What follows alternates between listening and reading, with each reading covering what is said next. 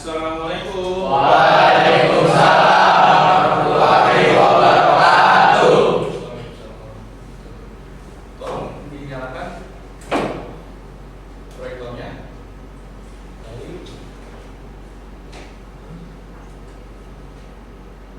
Agak berat bisa di. Oke, terima kasih. Apa kabarnya semua? Baik. Nah, bagaimana perasaan kalian hari ini? Yang ditampilkan di PowerPoint, kira-kira emoticon yang mana yang menunjukkan hari ini suasana hati kalian? Lelah. Ada yang bosan? Sedih. Sedih. Ada yang semangat. Ada yang semangat, ada yang senang, ada yang berbunga-bunga. Baik. Berarti yang sedih ini mungkin diputusin pacarnya kali ya. Jadi Bapak di sini ingin mengajarkan kalian, tapi sebelumnya kita berdoa dulu ya. Boleh ketua kelas? Berdiri. Sebelum mulai pelajaran, nama baiknya kita berdoa. Doa sebaik dan masing-masing. Doa dimulai.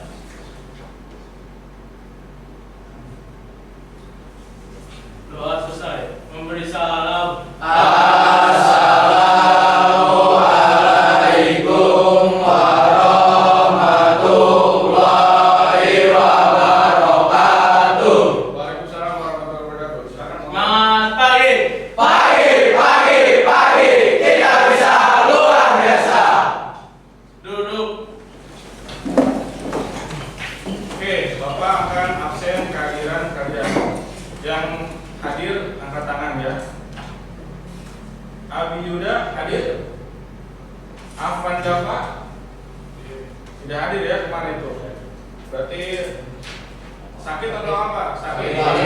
Sakit. Oke. Terus Afriza hadir? Sakit ya. Ahmad Zainul hadir. Ahdan ada. Arifin izin.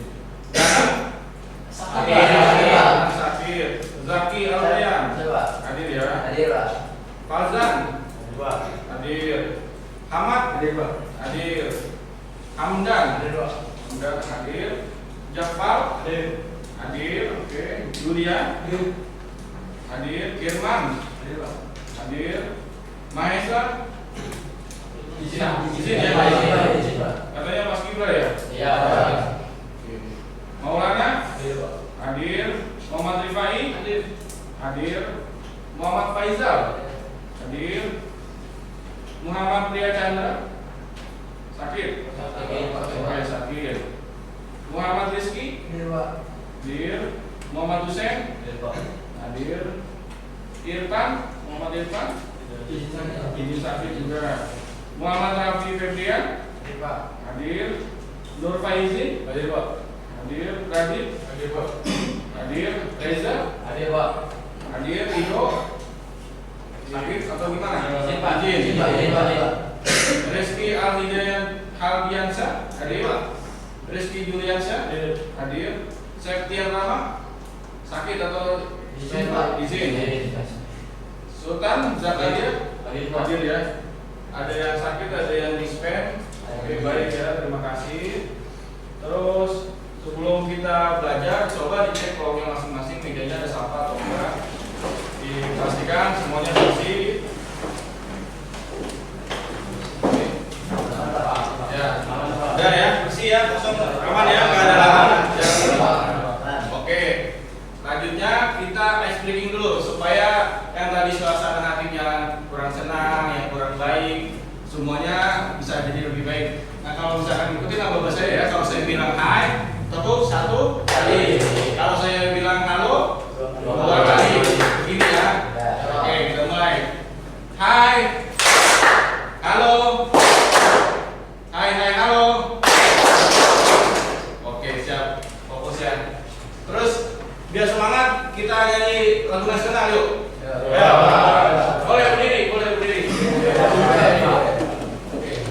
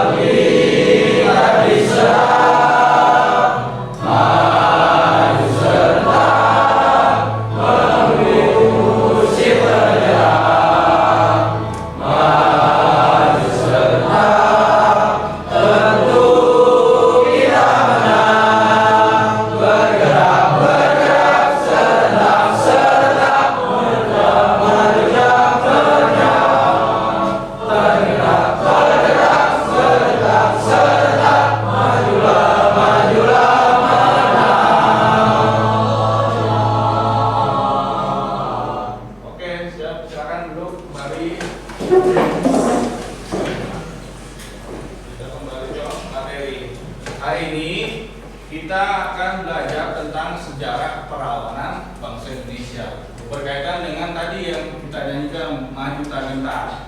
Nah, tujuan pembelajarannya di mana yang pertama peserta didik itu mampu menganalisis proses masuknya dan berkembangnya kolonialisme bangsa Barat di Indonesia serta perlawanan bangsa Indonesia. Terus yang kedua, indikatornya pencapaian kompetensinya yaitu siswa itu menganalisis latar belakang penjelajahan samudra dan berkembangnya kolonialisme bangsa Barat. Terus menganalisis respon rakyat dengan adanya kolonialisme. Itu tujuan pembelajaran kita hari ini. Terus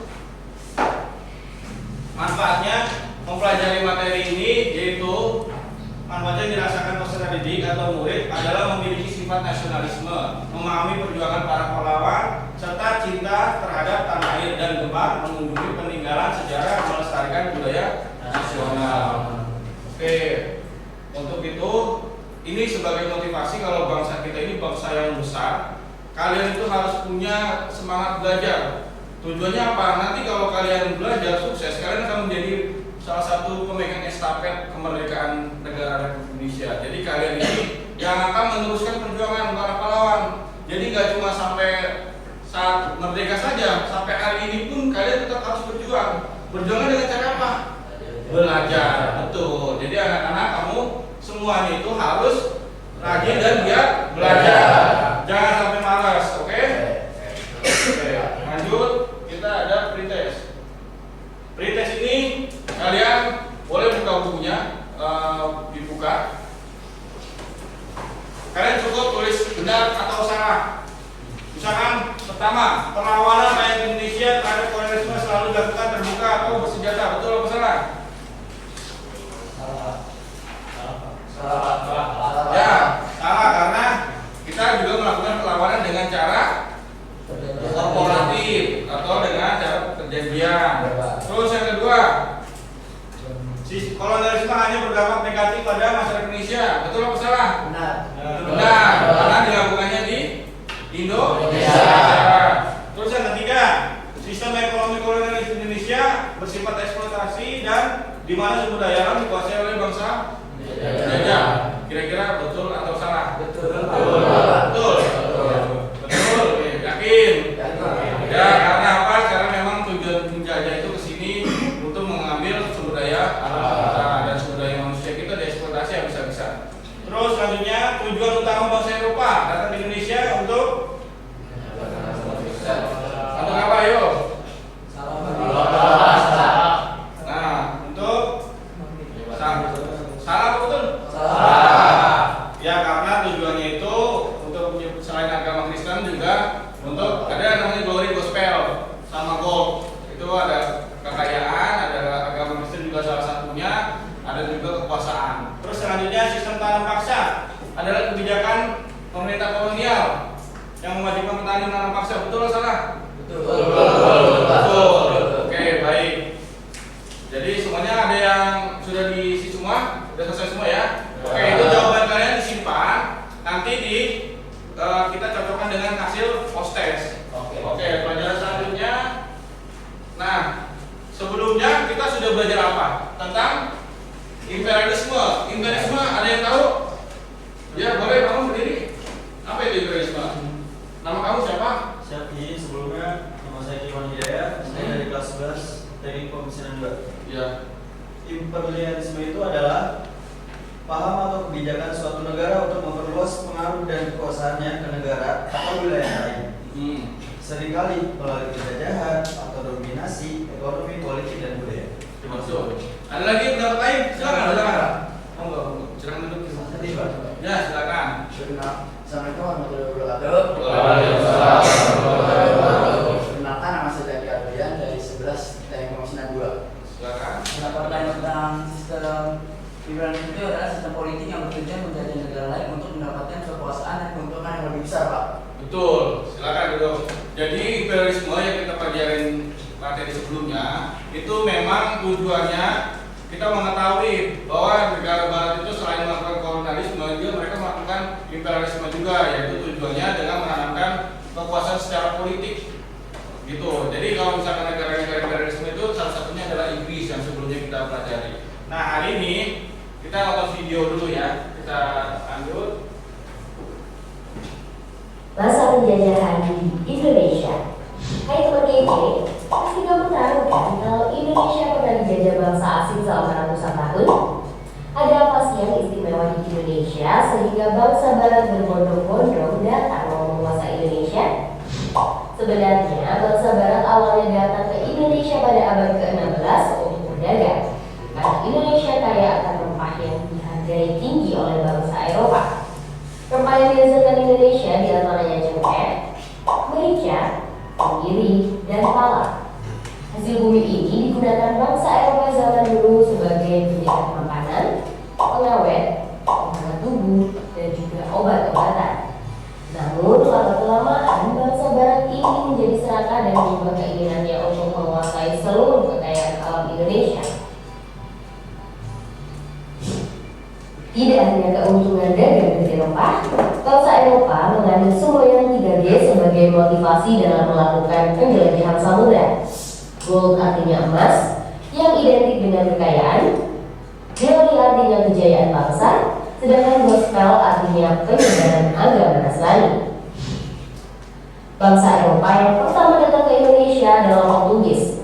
Pada tahun 1511, Alfonso de Albuquerque berhasil menguasai Malaka. Selanjutnya pada tahun 1512, bangsa Portugis tiba di Maluku yang adalah sumber rempah-rempah di bawah pimpinan Antonio de Abreu. Bangsa lainnya yang juga datang ke Maluku adalah Spanyol. Terjadi perselisihan antara Portugis dan Spanyol karena sama-sama merasa menguasai Maluku. Perselisihan keduanya kemudian diselesaikan melalui perjanjian Zaragoza, di mana akhirnya Maluku dikuasai oleh Portugis. Kedatangan bangsa Belanda pertama ke Indonesia terjadi pada tahun 1596 ketika Armada Cornelis de Houtman tiba di pelabuhan Banten melalui Selat Sunda. Kedatangan Houtman di Indonesia kemudian disusul oleh ekspedisi-ekspedisi lainnya. Dengan banyaknya pedagang Belanda di Indonesia, maka muncullah persaingan di antara mereka sendiri. Untuk mencegah persaingan yang tidak sehat, pemerintah Belanda kemudian mendirikan VOC. Demi memperkuat kedudukan VOC di Indonesia, pemerintah Belanda memberikan hak-hak istimewa kepada VOC, di antaranya hak monopoli dagang dan hak mendirikan benteng pertahanan. Sementara itu, bangsa Inggris yang lebih dulu datang ke Indonesia malah tidak terlalu berpengaruh. Penyebabnya karena EIC atau Persekutuan Dagang milik Inggris kalah saing dan terdesak oleh Belanda. Pada masa itu, hidup masyarakat Indonesia sangat menderita. Pemerintah kolonial menerapkan kebijakan yang sangat merugikan bangsa Indonesia seperti kebun paksa, sistem sewa tanah, dan sistem tanam paksa. Akibatnya, bangsa Indonesia melakukan perlawanan untuk mengusir penjajah. Oke, baik. Ada yang bisa jelasin apa itu perlawanan bangsa Indonesia? Ya, boleh berdiri. Silakan. Namanya siapa? Perkenalkan, Assalamualaikum warahmatullahi wabarakatuh. Perkenalkan, nama saya Muhammad Hussein. Ya, Hussein, silakan. Tindakan yang dilakukan oleh masyarakat atau rakyat pribumi khususnya pada masa kolonialisme dalam melawan ketidakadilan maupun penindasan. Ada lagi pendapat lain? Terima kasih, Hussein. Dewa punya pendapat lain. Silakan. Perlawanan rakyat itu perlawanan rakyat melawan penjajahan menggunakan senjata ataupun diplomasi, Pak. Betul, silakan duduk. Terima kasih. Oke, jadi yang dikatakan teman kalian, Hussein dengan temannya, itu benar. Jadi perlawanan itu adalah suatu usaha masyarakat, tujuannya untuk mengusir atau memberantas salah satu ketidakadilan yang dilakukan oleh para penjajah. Latar belakangnya kenapa penjajah itu datang ke Indonesia? Yang pertama itu karena semangat 3G. Semangat 3G itu isinya itu gold, emas, yaitu mengincar kekayaan. Yang kedua glory. Glory itu apa? Era, kejayaan atau kekuasaan. Gospel, agama Kristen salah satunya. Jadi selain itu semua yang tadi disampaikan itu tujuannya mereka itu datang ke sini. Tadi dalam video cuplikan sudah jelas ya. saya menjelaskan kembali faktornya, yaitu pertama jatuhnya, yang kedua jatuhnya Konstantinopel. Jatuh Konstantinopel itu kota Romawi suci, di mana dikuasai oleh Sultan Mahmud II oleh kekuasaan Turki Utsmani. Di situ Turki Utsmani ini menggunakan kekuasaannya setelah menguasai Konstantinopel ini untuk memblokade jalur perdagangan rempah-rempah yang sudah ada sebelumnya. Jadi di mana Eropa kekurangan pasok, tidak ada lagi pasokan dari wilayah timur, sedangkan di Eropa itu wilayah dingin, suhunya sangat-sangat dingin sehingga membutuhkan rempah-rempah sebagai penghangat tubuh salah satunya. Jadi mereka itu ingin kita datang ke Indonesia langsung ke wilayah timur, yaitu untuk mencari rempah-rempah salah satunya. Jadi gitu, jelas ya? Nah, perkembangan pengetahuan dalam pelayaran pada saat itu masih jalur darat, melalui jalur sutra namanya, belum ada jalur laut. Ketika saat sudah ada perkembangan teknologi pelayaran dengan adanya kapal, dengan peta dan navigasi yang paling bagus, yaitulah memberikan motivasi kepada bangsa Barat atau bangsa Eropa datang ke Indonesia. Salah satunya tujuannya di Indonesia. Itu. Selanjutnya, nah bangsa Barat yang pertama datang itu di tahun 1911, yaitu di Semenanjung Malaka, yaitu tujuannya pelabuhan strategis. Itu di bawah kekuasaan Portugis. Selama persediaan tersebut merupakan pusat utama perdagangan rempah di wilayah Asia Tenggara. Nah, terus penguasaan Malaka ini, yaitu dengan Portugis berhasil datang ke Indonesia dan menguasai Malaka salah satunya di Indonesia, yaitu mereka itu menguasai pasar atau komoditas rempah-rempah. Dengan akhirnya harga ini menjadi tak terkendali gitu, dengan mengendalikan pasar tersebut. Jadi orang-orang Portugis itu mendapat untung yang besar gitu. Jadi sangat-sangat untung gitu. Nah, selanjutnya, tahukah kamu yang tadi dijelaskan teman kamu apa itu perlawanan? Dengan alasan-alasan tersebut, kenapa Indonesia akhirnya melakukan perlawanan? Itu karena ketidakadilan. Komoditas kita dikuasai oleh bangsa Eropa. Sumber daya manusia kita dijadikan pekerja, salah satunya yaitu tanam paksa oleh orang Barat. Kita disuruh bekerja tanpa diberikan upah. Kalian bisa bayangkan kalau kalian bekerja nanti ketika lulus tidak diberikan upah, pasti kalian merasa ini tidak adil gitu. Nah, itulah yang menjadi alasan perlawanan bangsa Indonesia. Latar belakangnya yaitu karena keserakahan yang tadi saya sampaikan, bahwa bangsa Belanda dengan Portugis serakah. Dia benar-benar memonopoli semua wilayah Indonesia, salah satunya perdagangan rempah. Praktik monopolinya itu dengan dikuasai oleh Belanda membuat rakyat ini sengsara. Bangsa Belanda ini melakukan sistemnya itu penyerahan wajib pokoknya kalau kita punya sawah, punya ladang, semuanya wajib diserahkan kepada pemerintah Belanda atau pemerintah Eropa pada saat itu. Nah, salah satu yang berdiri besar, perusahaan terbesar sampai saat ini, bahkan selama sepanjang sejarah belum pernah dikalahkan kekayaan itu. Kalau dikonversikan hari ini, nggak ada yang perusahaan-perusahaan teknologi hari ini nggak ada yang bisa mengalahkan perusahaan VOC kekayaannya. Bahkan kalau bisa digabungin dulu 10 perusahaan teknologi seperti Google dan Apple, semuanya baru melampaui perusahaan VOC. Karena memonopoli semua perdagangan di dunia dengan rempah, disebutnya juga emas hijau, gitu, dengan merek mereka sendiri.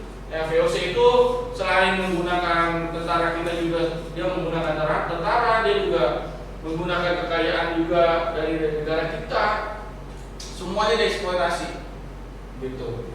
Selanjutnya, gerakan sosial. Nah, ini yang menjadikan Indonesia ini terpicu gitu, karena adanya gerakan sosial yang dimotori oleh para ulama. Salah satunya adalah Muhammadiyah dengan Nahdlatul Ulama, itu salah satunya. Mereka sudah berdiri sebelum Indonesia merdeka.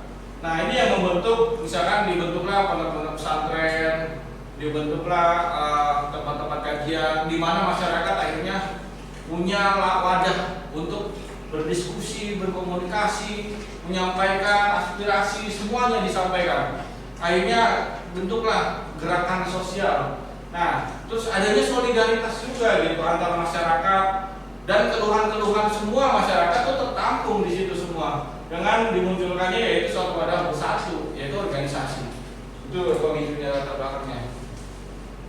Terus awal mula terjadi perlawanan, yaitu perlawanan rakyat Indonesia ini terhadap penjajah Eropa, itu diawali itu ketika abad ke-16 sebelum abad ke-20. Nah, sebagai respons terhadap penindasan, ketidakadilan, monopoli perdagangan yang dilakukan oleh bangsa kolonial, terutama Belanda, dan meskipun banyak perlawanan, banyak yang gagal, tidak berhasil menguasai atau menumbangkan pemerintahan kolonial. Itu yang jadi catatan kenapa kita gagal. Nanti yang kita cari, kita eksplor kenapa perlawanan sebelum abad ke-20 ketika abad ke-16 itu gagal. Nah, mereka itu akhirnya memperkuat diri dengan cara strategi yang lain, dengan semangat nasionalisme, dengan identitas lokal dan kesadaran penting pendidikan. Itu. Selanjutnya, faktor pendorongnya adalah ekonomi, ya tadi, karena banyak rakyat yang miskin, banyak rakyat yang susah, penindasan politik juga dilakukan, banyak pengangguran. Terus ada faktor sosial, ada diskriminasi, ketidaksetaraan antara orang-orang Eropa, antara orang-orang Cina atau orang-orang yang dari asing sama orang pribumi. Bahkan ada juga di kolam renang itu waktu itu zaman Belanda, tulisannya yang artinya gini: anjing dan pribumi, mohon maaf ya, saya pakai bahasa anjing dan pribumi dilarang masuk. Berarti manusia Indonesia, orang-orang Indonesia pribumi itu disamakan dengan seekor anjing. Itu yang menjadi kenapa kita merasa ini ketidaksetaraan. Gitu. Faktor lainnya ada ideologi dan keyakinan yang berbeda, yaitu agama Kristen yang tadi saya bilang. Karena mereka punya misi juga mengembangkan agama. Terus strateginya nih perlawanan bangsa Indonesia terhadap bangsa Eropa macam-macam. Nah, ini ciri-cirinya. Ciri-ciri perlawanan bangsa abad sebelum abad ke-20 yaitu perlawanan bersifat lokal, tidak menggunakan organisasi, dipimpin oleh tokoh masyarakat, mengutamakan kekuatan senjata. Itu mudah dipecah belah. Jadi bangsa Indonesia pada saat abad sebelum 20 yaitu perlawanan ciri-cirinya seperti ini. Jadi jarang sekali mereka itu berpatokan kepada semangat nasionalisme. Mereka itu lebih ke arah, misalkan Pangeran Diponegoro, ketika Pangeran Diponegoro gugur, itu sudah perlawanannya gugur juga. Jadi tidak ada yang melanjutkan. Yaitu tadi mereka mengandalkan pemimpin yang karismatik, pemimpin yang segani. Terus mereka itu dengan politiknya Belanda pada saat itu, the fight at impera, pecah belah kuasai. Itu orang Indonesia itu gampang dipecah belah dan dikuasai. Caranya mudah, ada domba aja. Kerajaan Ternate, Tidore, nanti kita bahas, itu mereka melakukan pecah belah. Dipecah belah oleh Belanda. Belanda dengan Portugis saling mengadu. Dan padahal sama-sama orang Indonesia, sama-sama orang-orang asli pribumi, tapi mereka itu saling bertengkar karena hasutan dari bangsa Eropa, bangsa kolonial. Terus tidak ada lagi, tidak ada organisasi pada saat itu. Bentuknya sistemnya ya kayak masyarakat, satu kampung, satu desa. Nggak ada organisasi yang sifatnya nasional. Mereka itu saling mengandalkan ketua adatnya masing-masing atau kepala sukunya masing-masing. Jadi seperti itu. Selanjutnya, nih dampaknya apa? Yang pertama, dampaknya itu meliputi melemahnya kekuasaan kolonial, di mana kekuatan budaya kita berhasil menguatkan bangsa Indonesia dan akhirnya menimbulkan kerugian kepada yang pertama korban jiwa. Kalau jadi banyak pahlawan yang gugur. Walaupun seperti itu, tapi mereka ini memberikan inspirasi kepada pejuang-pejuang yang lain. Akhirnya banyak juga muncul nih walaupun sifatnya kedaerahan, muncul banyak tokoh-tokoh yang kayak misalkan Pangeran Sabranlor, Patimura, terus banyak lah Pangeran Diponegoro. Itu semua mereka bermunculan. Mereka saling menginspirasi gitu. Walaupun ada satu gugur, tapi muncul lagi. Jadi seperti itu. Jadi perlawanan ini itu masih bersifat kedaerahan. Oke, lanjutnya. Nah, ini kesimpulan. Nanti kita bagi kelompok dulu. Kira-kira satu kelompok ini ada berapa orang? 20-an ya. Nah, kita bagi jadi 3 kelompok. Satu kelompok misalkan 7 atau 8 orang. Boleh dilakukan pembagian kelompok nanti supaya kita presentasi.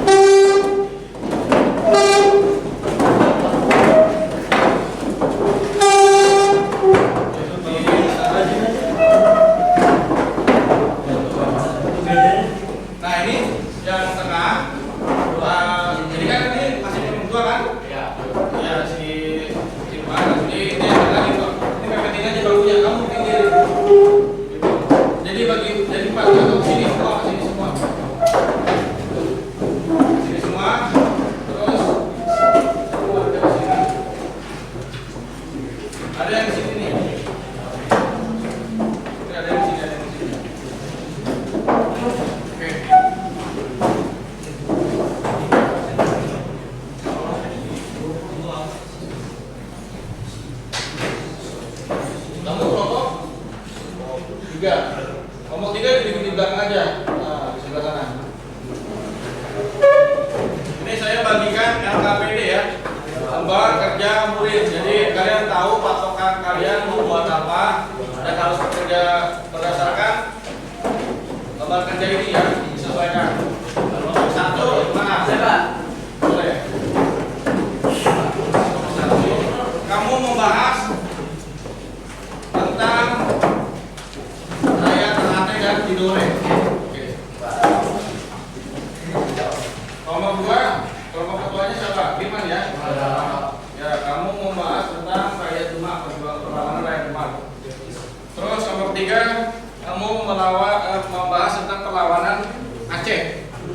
Ya, silakan didiskusikan. Saya kasih waktu 5 menit. Kalau ada yang mau ditanyakan, boleh tanyakan ke Bapak. Ini instrumen observasinya ya. Dalam kelompok ini Bapak memberikan penilaian. Yang pertama ada aspek psikomotorik, yaitu kemampuan berdiskusi dalam kelompok. Ya, terus yang kedua ada deskripsinya adalah mampu menjelaskan materi dan memberikan pendapat selama diskusi kelompok. Itu yang Bapak materi yang akan Bapak nilai. Terus yang kedua, kemampuan berargumentasi. Bagaimana nanti kamu mampu bertanya dan menyampaikan pendapat atau mempertahankan pendapat. Itu nanti juga menjadi sebuah penilaian bagi Bapak dalam diskusi kelompok kali ini. Terus yang ketiga, kemampuan presentasi. Ketika nanti ada yang mempresentasikan di depan, itu wajib mampu memaparkan materi dengan baik, dengan jelas di depan kelas. Terus yang keempat, kalian harus memiliki rasa percaya diri, yaitu dengan melakukan eye contact. Misalkan kalian dalam berbicara di depan, kalian harus melihat mata teman rekan-rekannya yang ada di depan dalam sebuah diskusi. Terus menggunakan bahasa yang baku dan benar menurut kaidah bahasa Indonesia yang baik dan benar. Ya, ada yang mau ditanyakan? Cukup? Ya, silakan diskusi 5 menit ya. Bapak sambil menilai ya.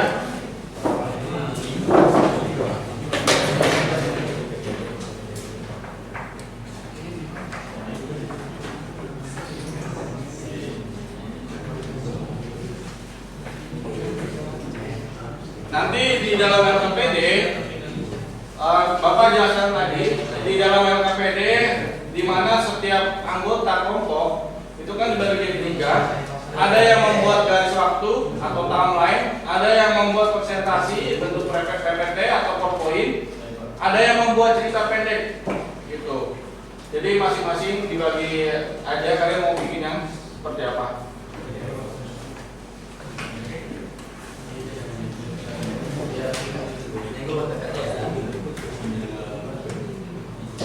Ini untuk Aceh ya.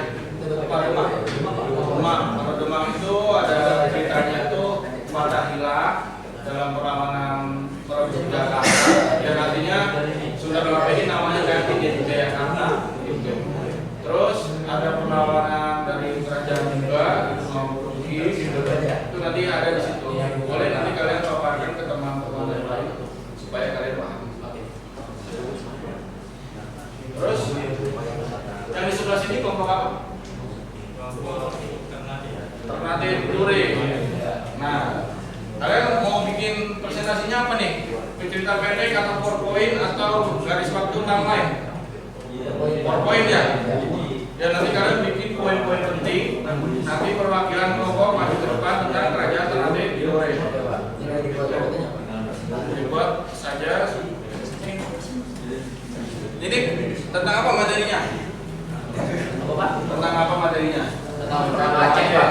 Perang Aceh itu banyak tokoh-tokoh besar, ulama, tokoh adat. Nah, perang Aceh ini kamu mau bikin konsepnya apa? Mau garis waktu ya? Nah, itu timeline yang garis waktu. Nanti kalian suka seperti map-map aja atau infografis, gitu ya? Boleh infografis? Ini mau bikin infografis aja? Infografis aja, baik. Silakan ikut.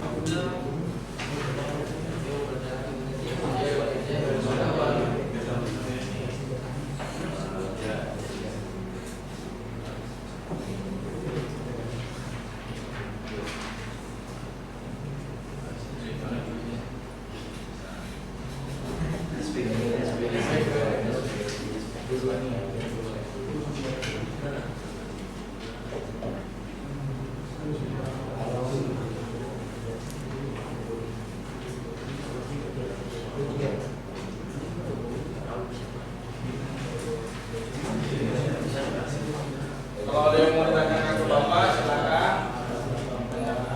Diskusikan.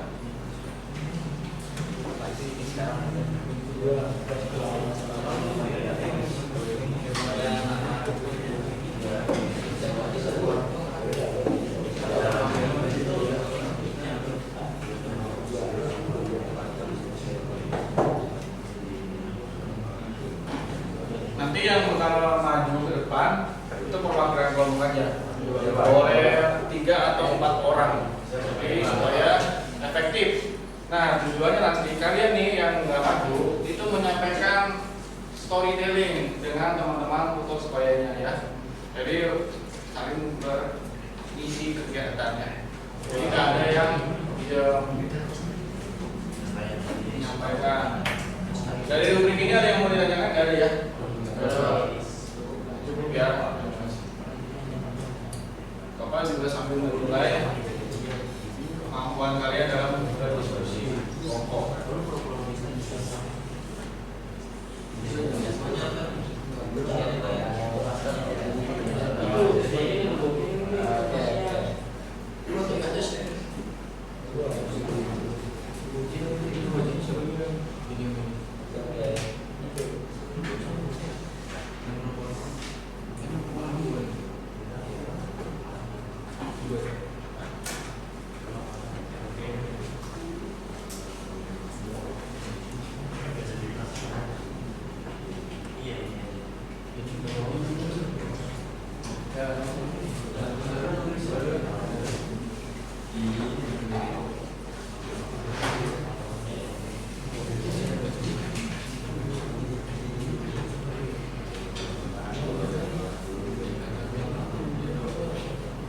Kelompok 1 ada yang kesulitan dalam pembahasan, boleh ditanyakan ke Bapak.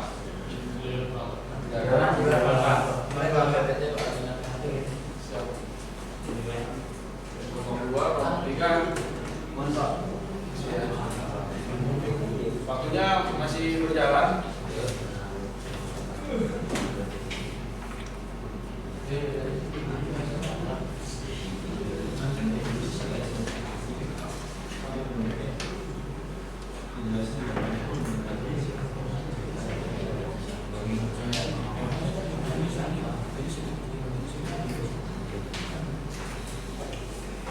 Kelompok 2 boleh berjalan dikit, ini nanti temannya mau presentasi.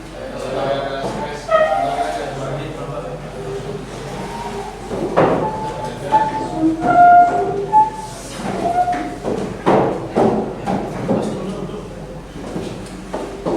Di kelompok yang kedua, tampil mampu aja biar ke belakangan biar semuanya dapat.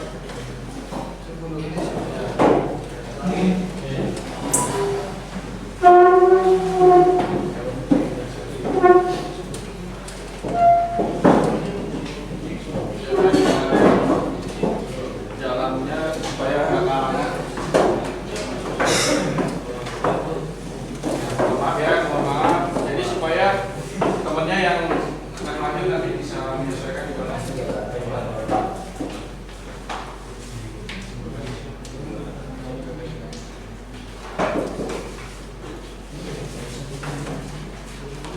Ya, masih ada 2 menit lagi.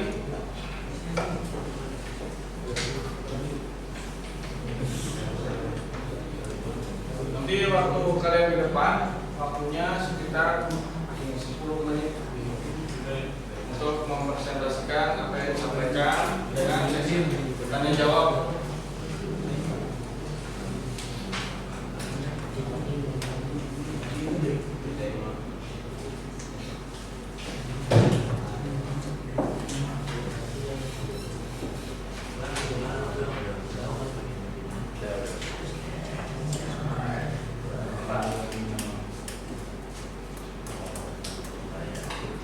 Nanti bikin powerpointnya yang menarik.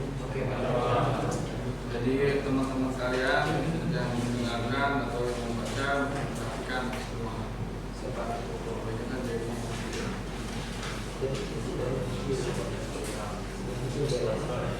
cerita pendeknya tentang apa nih?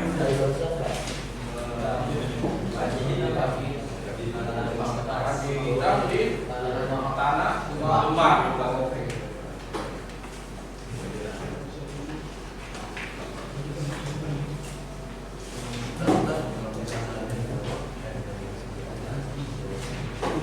Berarti kalian semua membuat infografis Aceh ya? Sudah hampir jadi ya? Silakan dilanjutkan.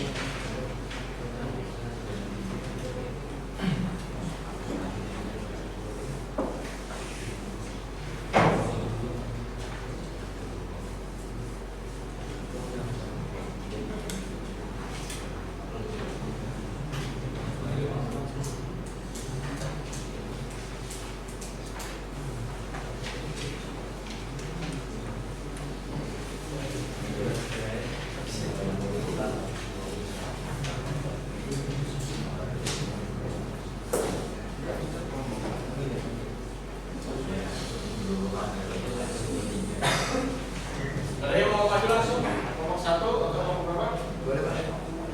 Kelompok siapa yang mau maju? Boleh kamu? Ya, boleh silakan Kak. Maju ke depan. PPD sudah saya kira Pak. Oke, siap. Saya buka ya. Iya Pak. Saya cek dulu poinnya.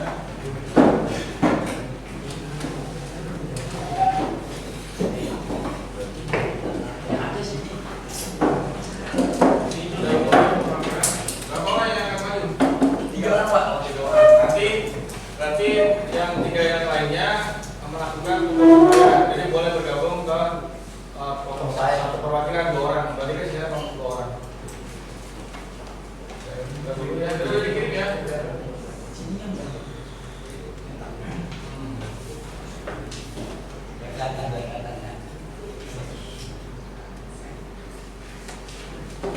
Kelompok Ternate Tidore.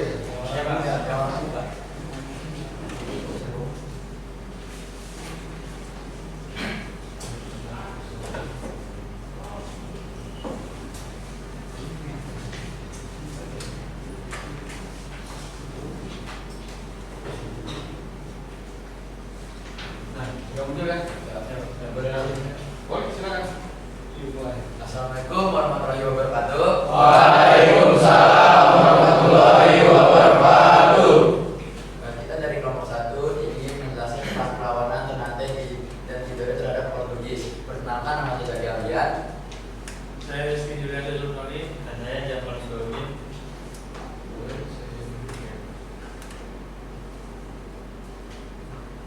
Untuk yang pertama itu ada sejarah Kerajaan Ternate dan Tidore terletak di Kepulauan Maluku atau Pulau Sulawesi dan Papua.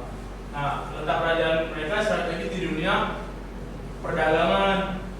Mereka juga mendapat julukan nih, yaitu The Spicy Land, karena penghasil rempah-rempah di dunia. Nah, yang keempat itu KL ini membuat kehidupan masyarakat baik dalam bidang politik, ekonomi, sosial, dan budayanya. Nah, untuk yang kelima itu menguasai perdagangan rempah-rempah. Mereka membuat persekutuan di Maluku Utara yang disebut itu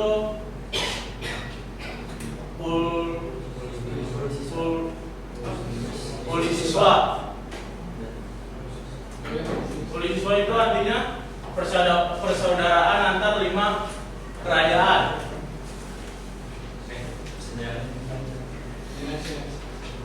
Nah, untuk yang kedua itu ada latar belakang perlawanan. Pada 15 Agustus 1511, Portugis mengalahkan Malaka dan mulai menarik perhatian ke Maluku karena Maluku merupakan penghasil rempah-rempah terbesar. Mereka membangun kerjasama dengan Kesultanan Ternate ketika Ternate sedang bermusuhan dengan Tidore. Bersama dengan itu, armada laut Spanyol datang pada tahun 1521. Spanyol yang sedang bersaing dengan Portugis diterima dengan baik di Tidore karena dianggap melanggar perjanjian Tordesillas. Maka armada Spanyol pergi dari Maluku dan menetap di Filipina.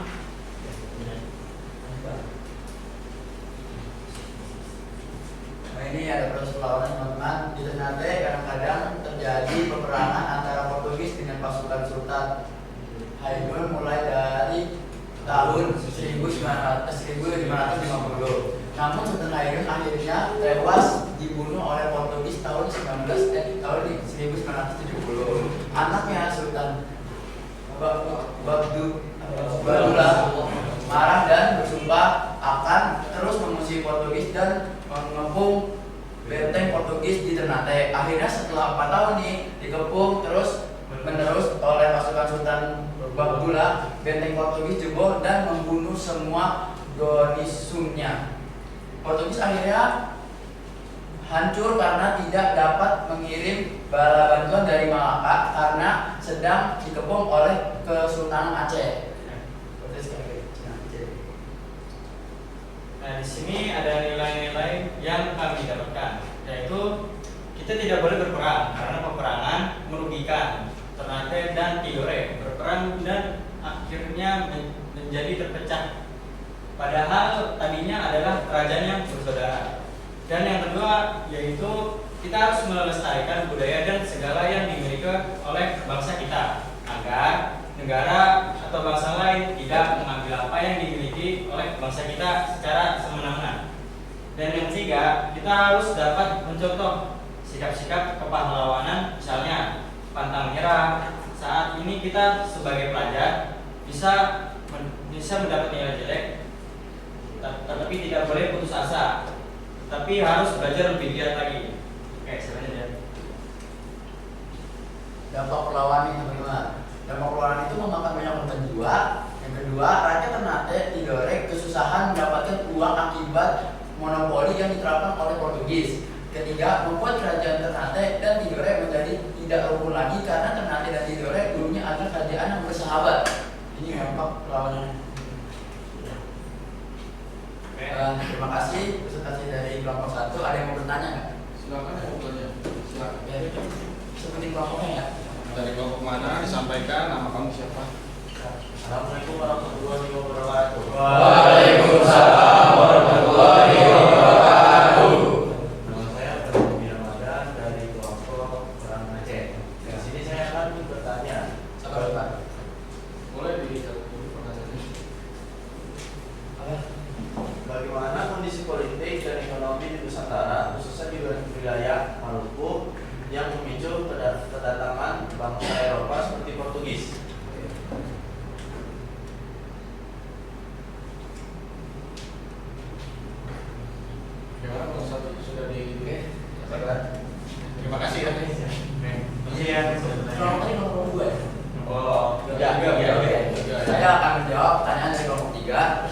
kondisi politik dan ekonomi di Nusantara khususnya di Maluku yang kaya akan rempah-rempah dan memiliki struktur politik yang kompleks menjadi daya tarik bagi bangsa Eropa, termasuk Portugis. Keinginan untuk menguasai perdagangan rempah-rempah dan mendapatkan keuntungan yang lebih besar mendorong bangsa-bangsa Eropa untuk melakukan ekspedisi ke Nusantara. Cukup? Cukup. Sekian presentasi dari kelompok 1. Wassalamualaikum warahmatullahi wabarakatuh. Waalaikumsalam warahmatullahi wabarakatuh. Terima kasih kelompok 1. Tadi kelompok Ternate Tidore. Ya. Jadi sudah paham semua ya tentang Ternate Tidore itu perlawanannya seperti apa. Tadi luar biasa yang disampaikan kelompok 1. Nanti masih ada lagi kelompok selanjutnya yang akan membahas tentang perlawanan rumah. Siapa? Silakan maju menjadi perwakilan. Sudah saya ulang video. Oh ya, boleh. Berarti tidak menayangkan PowerPoint ya.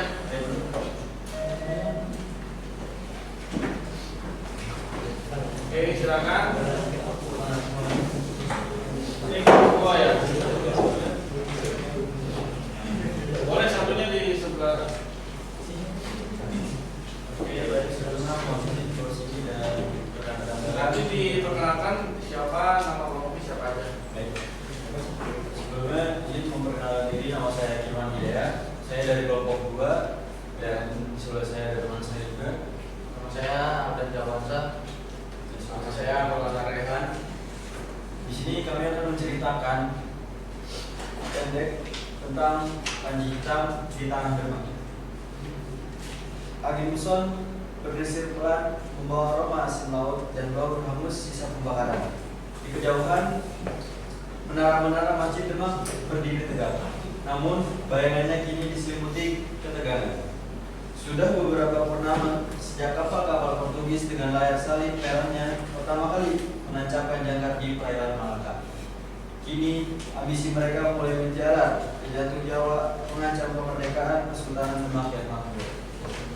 Raja Demak, Sultan Trenggana, memandang cakrawala dari sini hingga sana. Dengan sorot mata tajam, berita tentang arogansi Portugis yang bersekutu dengan Pajajaran di Sunda Kelapa telah sampai padanya. Mereka berniat memblokade jalur perdagangan rempah-rempah yang vital bagi Demak dan seluruh Nusantara.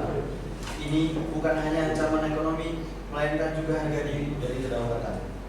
Di alun-alun, suasana bergejolak, para ulama berkhutbah dengan suara lantang membakar semangat jihad di hati rakyat. Petani meletakkan cangkulnya, pedagang menutup tokonya, dan nelayan menarik jaringnya. Semua tetapi milik seluruh rakyat Demak.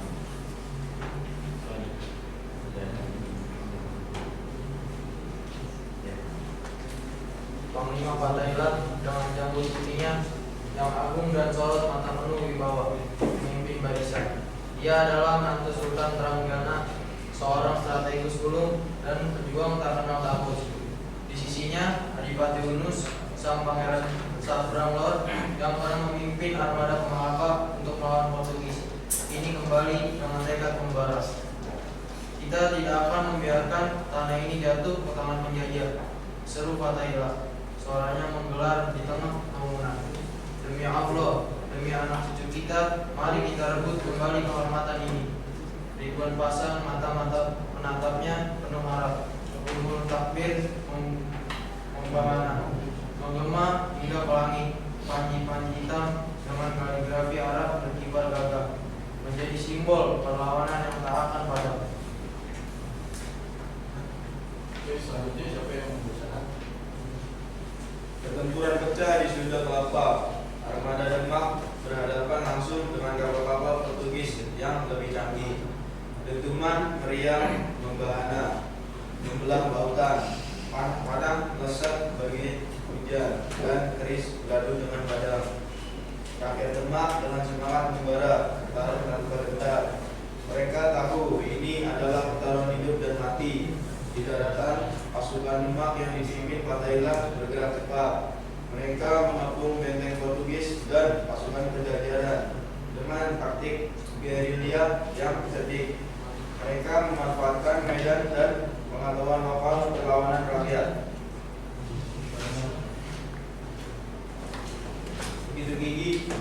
bergerak, setiap jengkal tanah dipertahankan dengan darah dan air mata. Meskipun senjata telah bersebanding, keberanian dan persatuan rakyat Demak menjadi kekuatan tak terkalahkan. Mereka menyerang dari segala arah, menciptakan kekacauan di barisan musuh. Jerit keputusan terdengar dari pihak Portugis yang terkejut dengan kegigihan perlawanan ini.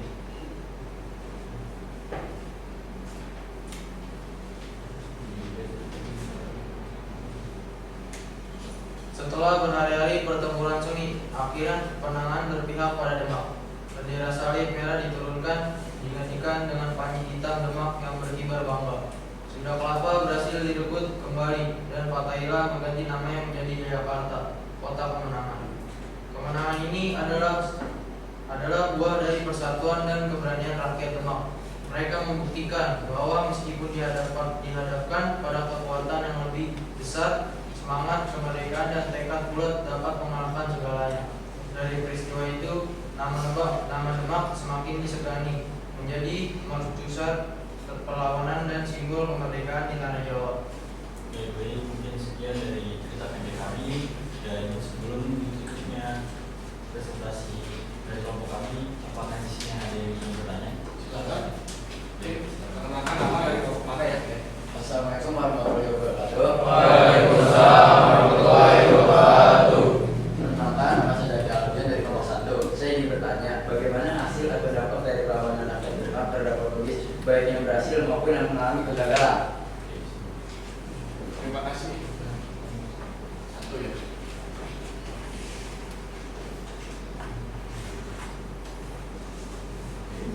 Oke, baik. Terima kasih Mas Zaki yang udah mau bertanya dari kelompok 1. Saya jawab pertanyaan Mas Zaki. Yang pertama itu kegagalan di Malaka. Serangan yang dipimpin oleh Fatih Yunus ke Malaka pada tahun 1513 dan 1521 mengalami kegagalan. Meskipun pasukan Demak besar, kemajuan teknologi militer Portugis membuat Demak kesulitan menaklukkan mereka di Malaka. Dan yang kedua, keberhasilannya, yaitu keberhasilannya di Sunda Kelapa. Perlawanan dipimpin oleh Fatahillah terhadap Portugis di Sunda Kelapa dalam kurung dengan bantuan dari rakyat Cirebon dan Banten berhasil mengusir Portugis. Sunda Kelapa kemudian diubah namanya menjadi Jayakarta. Keberhasilan ini menunjukkan kemampuan Demak untuk melawan ekspansi Portugis di Jawa dan mengamankan jalur perdagangan di bagian barat Nusantara. Begitu cukup? Cukup. Oke, terima kasih. Silakan ditutup. Kelompok 2. Baik, Pak. Sekian dari presentasi kami dan cerita pendek kami. Kami dari kelompok 2 izin pamit. Wassalamualaikum warahmatullahi wabarakatuh. Waalaikumsalam warahmatullahi wabarakatuh. Terima kasih kepada Bapak Ketua perwakilannya sudah memaparkan materi tentang Kerajaan Demak dengan baik dengan diselipkan dalam cerita pendek. Itu yang menjadikan sebuah poin nilai lebih dari kelompok kedua karena mereka lebih kreatif. Jadi nggak cuma poin-poin saja, mereka memberikan variasi dalam karya diskusi pada hari ini. Terus yang kita bisa ambil hikmahnya tadi itu di mana Demak ini sudah berkali-kali, bahkan yang pertama di Malaka mengalami kegagalan, memberikan semangat yang tidak pernah putus. Akhirnya mereka memberikan perlawanan lagi. Yang kedua yaitu dengan memutus Fatahillah, dengan menjadikan Sunda Kelapa menjadi Jayakarta. Itu yang menjadi cikal bakal kota Jakarta saat ini. Jadi seperti itu. Selanjutnya kelompok terakhir ya, kelompok ketiga. Silakan kita tunggu hasil diskusinya. Ya, maju ke depan, kelompok ketiga. Perwakilan 3 orang.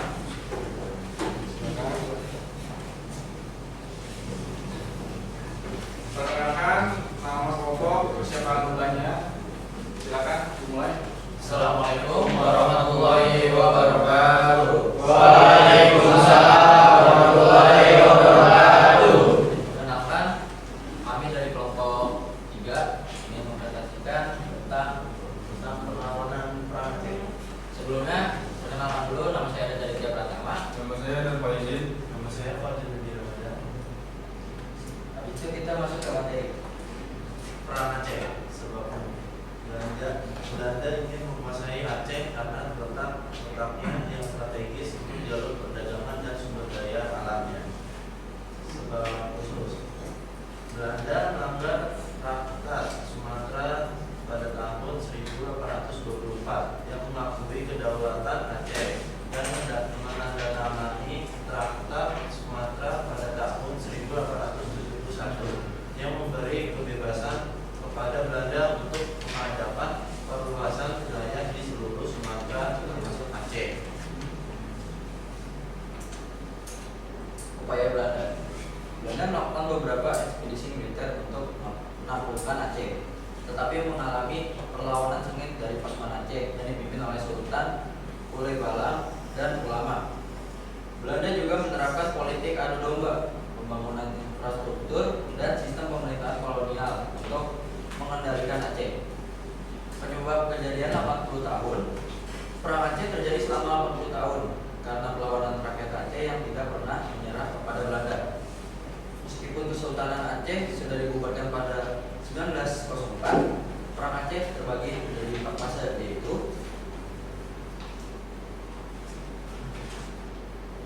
Aceh 1. Belanda menyerang Aceh dengan 3.198 tentara di bawah pimpinan Jenderal JHR Kolher, tetapi gagal merebut istana Sultan dan mengalami banyak korban, termasuk Kolher sendiri yang tewas.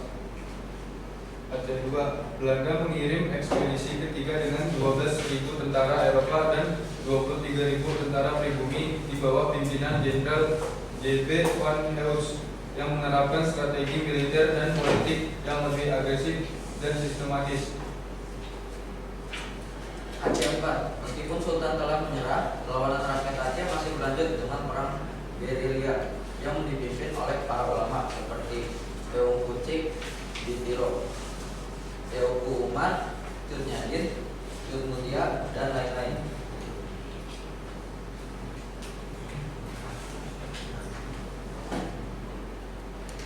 Akhir Perang Aceh.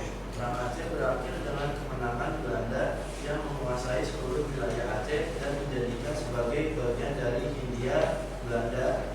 Belanda juga mengembalikan kekuasaan para pengembala yang loyal dan membentuk Karesetinan Aceh beserta daerah taklukannya Aceh and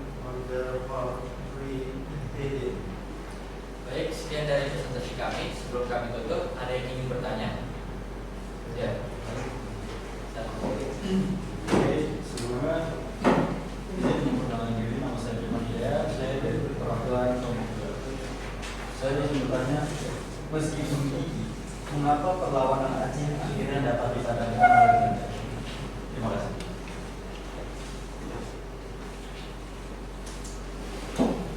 Baik, saya jawab. Yang pertama, strategi perang total Belanda. Penggunaan pasukan, morse yang efektif, dan kebijakan konsentrasi sel yang mengisolasi pejuang. Kedua, penerapan politik adu domba, saran Snowford Gates untuk memecah belah antara golongan adat dan ulama. Yang ketiga, kekurangan persenjataan dan logistik, pasokan senjata dan logistik pejuang Aceh semakin menipis. Yang keempat, gugurnya para pemimpin, kehilangan banyak pemimpin, kunci melemahkan koordinasi dan semangat pahlawan. Cukup.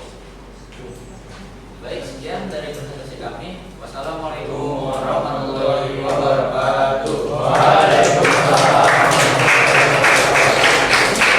Terima kasih kepada kelompok 3, kelompok yang diketuai oleh Pak Lezan.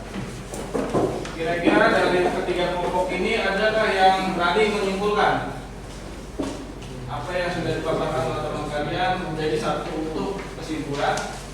Boleh? Angkat tangan, Firman. Langsung di depan sampaikan. Jadi di situ aja, Bapak. Baik. Kesimpulannya, yakni perlawanan terhadap penjajahan Eropa muncul akibat penindasan dan ketidakadilan yang dialami rakyat. Faktor utama yang mendorong perlawanan adalah eksploitasi sumber daya dan kebijakan yang merugikan. Dampaknya, meski sering gagal secara militer, perlawanan ini menumbuhkan semangat nasionalisme dan menginspirasi perjuangan kemerdekaan di masa depan. Perlawanan tersebut menjadi tonggak penting dalam sejarah perlawanan bangsa terhadap penjajahan. Sekian, terima kasih. Oke, terima kasih. Silakan duduk. Terima kasih. Berikan aplaus.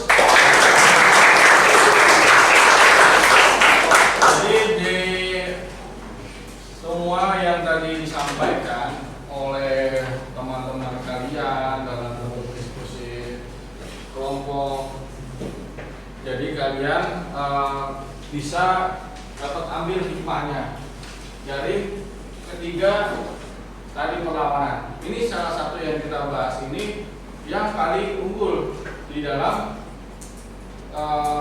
Indonesia, dalam pergerakan Indonesia dan perlawanan Indonesia.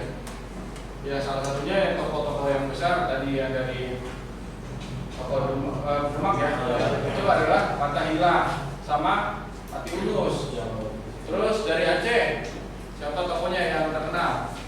Ada Nyadin. Terus siapa lagi? Sultan Muhammad Syah. Terus dari siapa lagi?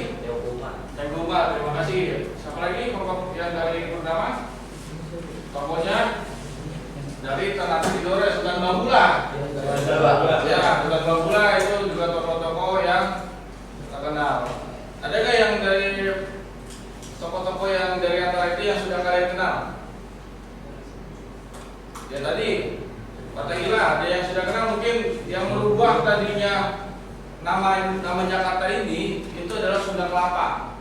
Sunda Kelapa berubah karena untuk merayakan kemenangan tadi yang direbut oleh Sultan Demak dengan diutusnya oleh kerajaan Demak yaitu Fathahillah dengan meraih kemenangan disebutlah Jayakarta. Jayakarta itu adalah artinya kemenangan yang dominan, yang benar-benar menang. Karena pernah juga dilakukan pengutusan ya Pati Unus di Malaka. Karena Malaka itu dulu adalah salah satu wilayah pusat perdagangan. Istilahnya sekarang adalah Singapurnya Indonesia pada saat itu. Jadi benar-benar sangat-sangat strategis perdagangan di Malaka itu, di Selat Malaka. Sampai Portugis itu sangat ingin menguasai itu. Gitu. Akhirnya diutuslah salah satu Kesultanan Demak, itu salah satunya Pati Unus ke sana. Mungkin karena kurangnya persiapan, karena tidak tahunya medan, tidak tahunya siapa lawannya, yaitu dengan teknologi yang sudah maju dari Eropa oleh orang Barat, orang-orang kita juga belum tahu. Jadi mereka itu akhirnya kalah, gugur, gitu dalam perlawanan tersebut. Tetapi gugurnya perlawanan tersebut tidak menghentikan, tidak membuat masyarakat pada saat itu rakyat Demak menyerah. Mereka lebih mempersiapkan lebih matang lagi, digodok lagi perencanaannya, benar-benar disiapkan lagi supaya perlawanan kalau misalkan nanti yang berikutnya itu bisa mendapatkan kemenangan yang dominan. Salah satunya adalah perlawanan yang dilakukan oleh Fathahillah. Gitu. Terus selain Aceh, ini kan perlawanan yang sebenarnya juga dilakukan untuk ke kolonial, tapi ketika dalam pelaksanaannya mereka juga mengalami kegagalan dengan dipecah belahnya suku adat dengan suku ulama, tokoh adat tokoh ulama. Jadi mereka yang akhirnya terperangkap dalam divide and impera itu, pecah belah. Gitu. Kekalahannya seperti itu. Terus di Babula dengan Sultan Babula di Ternate dan Tidore itu juga sama. Jadi mereka itu gagal dalam sebuah perlawanan itu karena pecah belah dari era kolonial tersebut, dari penjajah tersebut. Salah satunya adalah Belanda. Jadi kalian merasa apakah kalian benar-benar merasa semangatnya bakal terbakar atau enggak kalau misalkan mendengar kalau negara kita dulu itu sudah menjadi negara yang besar, bukan wilayah yang kecil yang enggak terkenal. Sebelum menjadi negara yang seperti ini, kerajaan-kerajaan itu sudah banyak di Indonesia, tokoh-tokoh besar sudah banyak.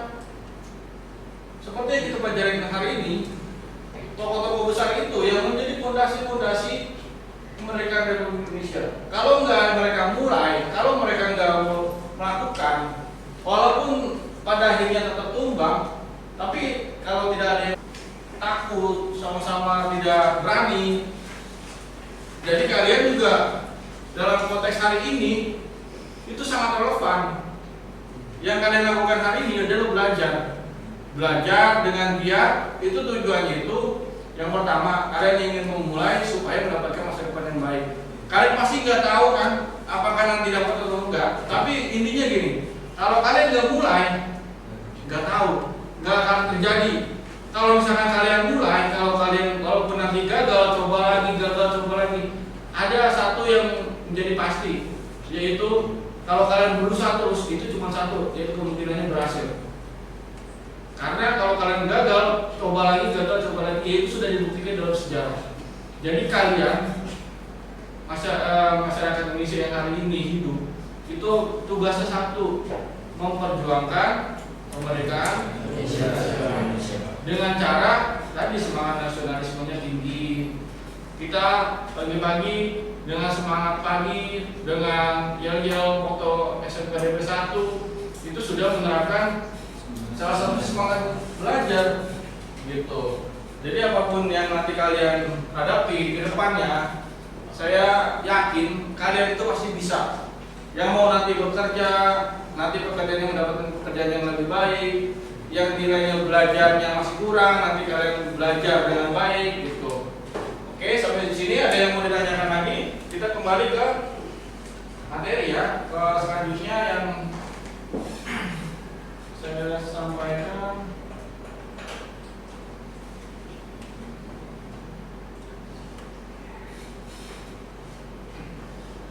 Sebentar.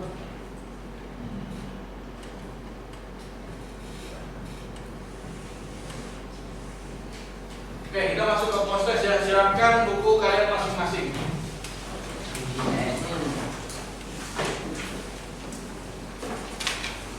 Siapkan buku di kertas, disilakan dikerjakan dulu masing-masing. Jelaskan yang pertama soalnya, yaitu jelaskan strategi yang dilakukan pemerintah untuk menguasai daerah-daerah Indonesia. Jadi yang sudah disampaikan teman-teman kalian masing-masing ini untuk mengetahui seberapa besar pengetahuan kalian setelah kalian melakukan presentasi dan diskusi gitu. Boleh. Terus nanti Bapak minta satu orang ya. Oke, baik, berarti dikerjakan dulu ya. Udah kasih 5 menit ya. Ya Pak. Ya, baru nanti kita lanjut. Nanti langsung dikumpulkan ke Bapak. Nanti Bapak yang ingin mengetahui kira-kira keterserapan kalian sudah berapa persen berdasarkan penilaian individu.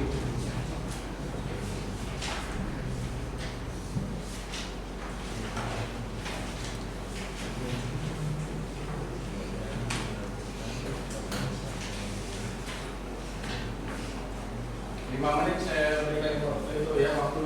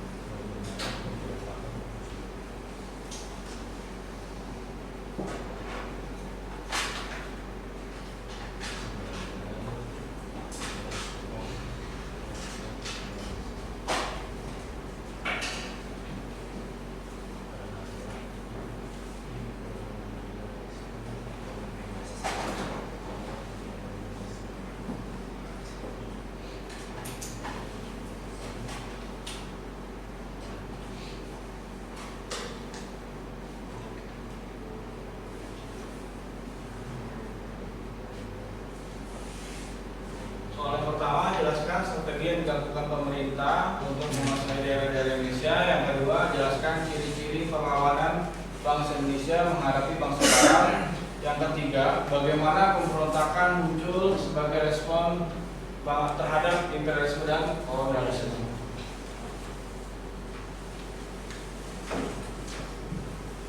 Setelah kalian tadi presentasikan, sudah diamati materinya, Bapak sudah sampaikan, jelaskan secara jelas dan juga ditambah menguatkan dengan kelompok.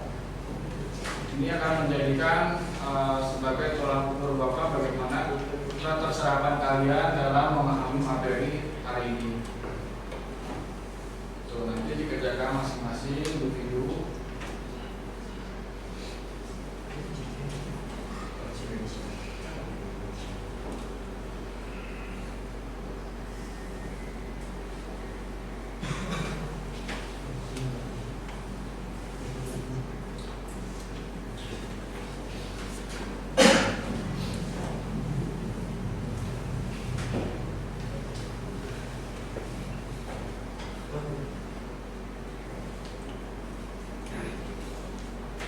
Yang udah selesai tunggu temannya selesai ya.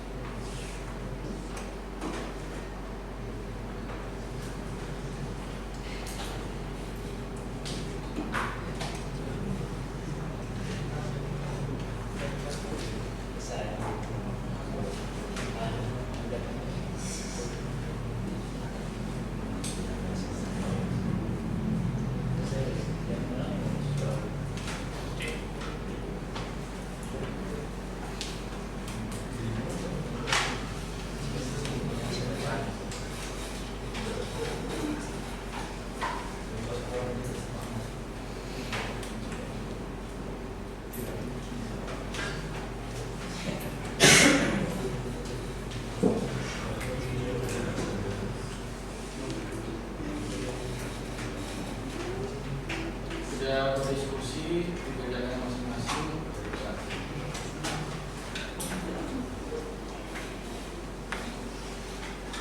Ini hanya mengulas saja ya, tadi kan sudah dipahami.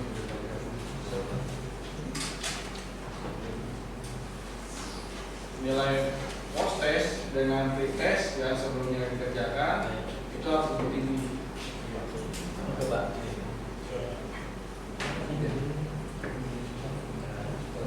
Masih ada 1 menit lagi.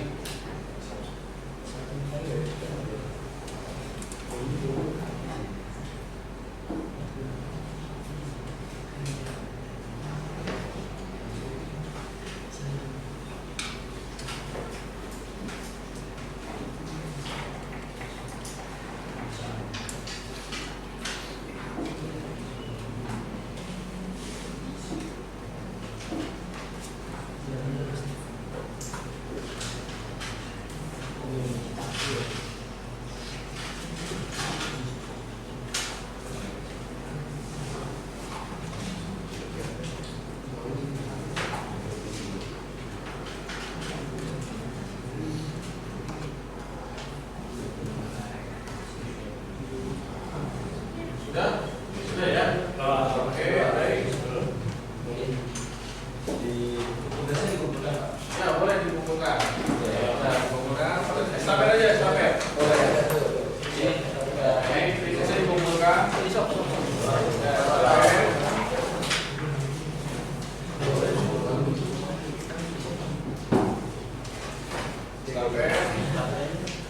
aja.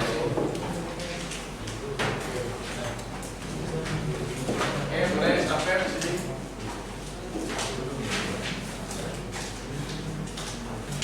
Terima kasih. Kita selanjutnya kita refleksikan.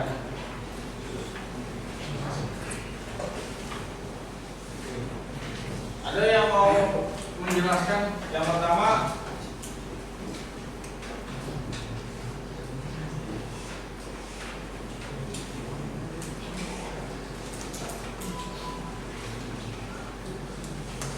soal yang pertama refleksi hari ini, pembelajaran pada hari ini, bagaimana perasaan dalam mengikuti pembelajaran hari ini?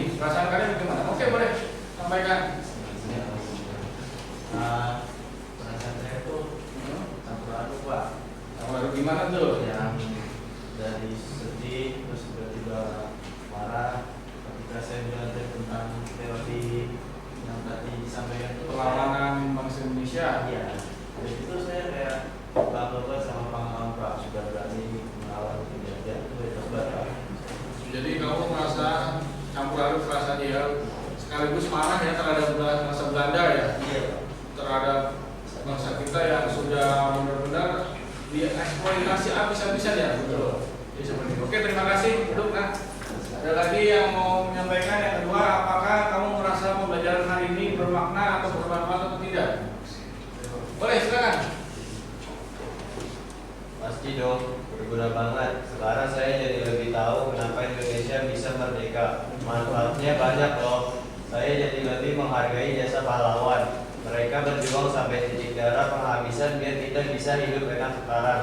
Saya juga makin cinta Indonesia. Bangga punya sejarah yang penuh perjuangan kayak gini. Saya belajar kalau kita harus bersatu biar kuat. Kayak pahlawan kita yang bersatu mengusir penjajah. Dan yang paling penting, saya jadi tahu kalau kita harus terus belajar dan berusaha biar Indonesia makin maju, biar perjuangan pahlawan tidak sia-sia. Oke, terima kasih. Terus tadi yang disampaikan oleh kamu, dia merasa wah hebat karena bermanfaat. Jadi kita jadiin ini sebuah pembelajaran. Jadi jangan cuma kita membaca atau melihat konteks sejarah ini cuma hanya sekedar punya kebermanfaatan itu banyak. Jadi motivasi juga buat kalian nanti ke depannya. Jadi jangan sampai nanti kalian habis belajar hari ini nanti belajar matematika jadi malas atau gimana gitu ya. Harus semangat. Karena udah belajar di sejarah. Terus yang keempat, ada yang mau menyampaikan pendapat? Apa hal yang kamu kurang sukai atau kesulitan apa yang kamu hadapi dalam proses belajar hari ini? Silakan. Kesulitan saya itu karena sebagai Pak mana-mana toko yang banyak gitu. Yang pertama toko banyaknya tempat, pusing Pak. Jadi karena banyak nama toko yang sulit ya, tadi kayak Sultan Babulan, terus Fatailah, mungkin nama-nama itu asing menurut kamu? Iya, asing Pak. Asing karena baru pertama kali mendengar. Terus ada juga yang mungkin sudah mendengar tapi mungkin lupa gitu. Sama ini Pak, banyak kata-kata yang belum dijelasin, jadi saya bingung artinya apa sih gitu. Oh, kayak tadi yang disampaikan oleh kelompok 2 ya, dapat edivera. Iya. Nah, itu kan bahasa Belanda itu kan, artinya pecah belah lalu kuasai. Mungkin nanti kelompok selanjutnya yang akan maju di pertemuan depan itu nanti sambil dijelaskan apa artinya juga gitu. Jadi supaya teman-teman kelompok lain memahami. Gitu. Terus yang kelima yang terakhir, apa yang kamu rasa hari ini sudah berhasil menguasai materi ini seberapa jauh? Ada yang mau menyampaikan? Ya, silakan. Menurut saya sudah lumayan menguasai Pak. Saya sudah paham kenapa ada perlawanan, siapa saja pahlawannya, dan pembelajaran apa yang bisa diambil dari perjuangan mereka. Betul. Tinggal sedikit-sedikit saja yang perlu diingat lagi biar makin mantap Pak. Jadi yang kamu rasa sudah banyak yang kalian pahami. Jadi kalau misalkan Bapak simpulkan, kamu ini merasa materi ini sangat bermanfaat ya dalam penguasaannya dalam materi tersebut. Jadi kamu bisa paham kenapa perlawanan-perlawanan itu bisa muncul. Gitu. Jadi kedepannya nanti kalau misalkan ada konteks yang seperti ini, mungkin nanti dalam keadaan semangatnya kurang atau nanti kalian tidak niat ingin belajar, misalkan kadang-kadang kan ada kalau bahasa zaman sekarang kan lagi gambut ya. Iya. Itu kalian harus mengingat lagi perjuangan pahlawan bangsa Indonesia gitu. Banyak sekali tokoh-tokoh di Indonesia yang luar biasa, hebat, yang belum pernah kalian dengar, yang belum kalian tahu gitu. Jadi seperti itu. Terus ini yang Bapak sampaikan, yaitu singkatnya masuknya negara-negara bangsa Indonesia, Barat Indonesia itu memiliki dampak yang sangat signifikan yaitu dalam keberlanjutan konsekuensinya itu masih terasa hingga saat ini. Contohnya untuk saat ini kita masih merasakan bahwa tadi rasa malas, terus karena kita mungkin sering kayak misalkan kalian pernah makan kopi luwak, itu juga dari produk penjajahan juga, itu masih kita rasakan dari penjajahan tersebut. Bahkan luka yang tergores oleh yang digoreskan kepada kita itu masih sakitnya masih sama. Jadi kita sama-sama ingin menjadi negara yang mandiri, yang merdeka. Gitu. Terus penting bagi kita untuk memahami sejarah ini supaya kedepannya tidak ada lagi penjajahan di negeri kita, tidak ada lagi penindasan di negara kita. Penjajahan dalam bentuk apapun itu tidak dibenarkan di negara kita. Jadi kita benar-benar harus bisa memposisikan diri kita jadi manusia yang merdeka. Jadi seperti itu. Oke, baik. Jadi yang bisa nanti kamu dapatkan di pertemuan selanjutnya, kita akan membahas tentang ada materi selanjutnya nanti pertemuan ke depan, yaitu tentang pembelajaran yaitu tentang pergerakan nasional. Pergerakan nasional itu apa? Nanti bagaimana perlawanan bangsa Indonesia melalui gerakan yang lebih kooperatif, tidak lagi mengandalkan senjata.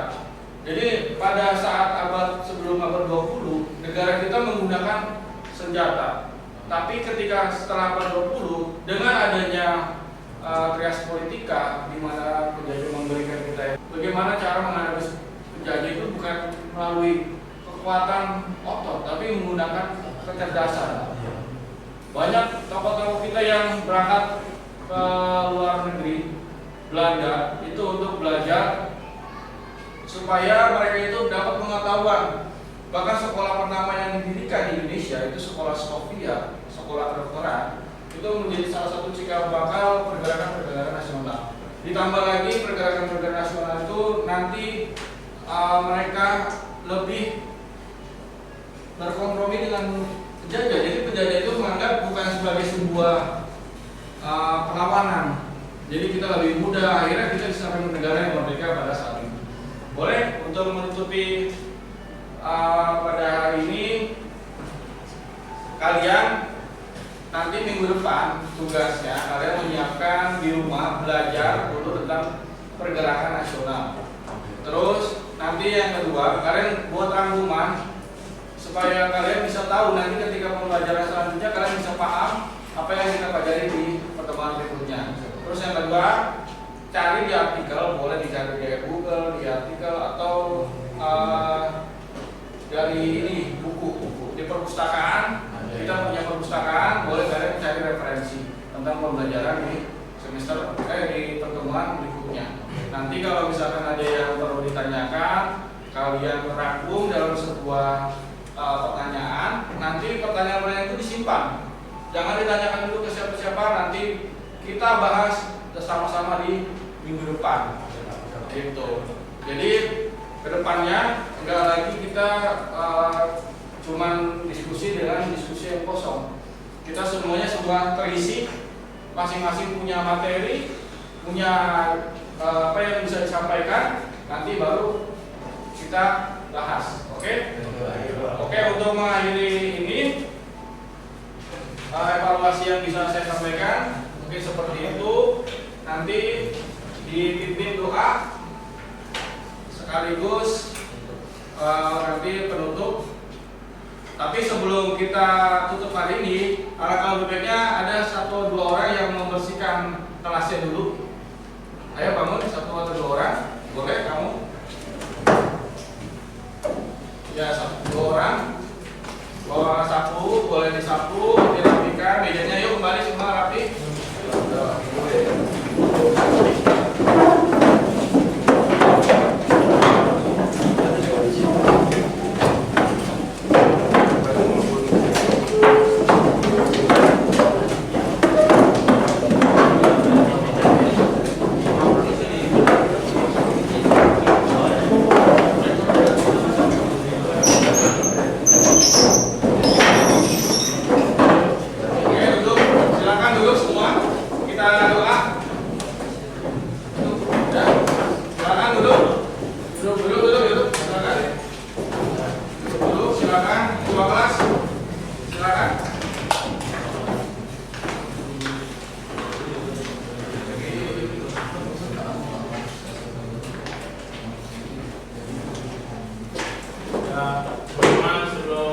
belajar kali ini, apabila kita berdoa, doa dimulai.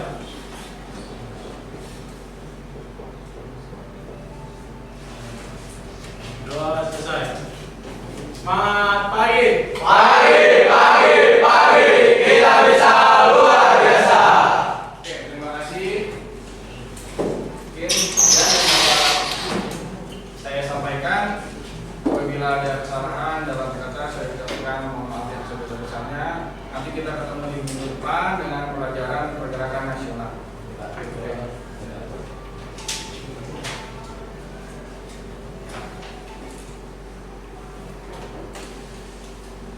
Ya, karena saya pergi dulu ya. Assalamualaikum warahmatullahi wabarakatuh.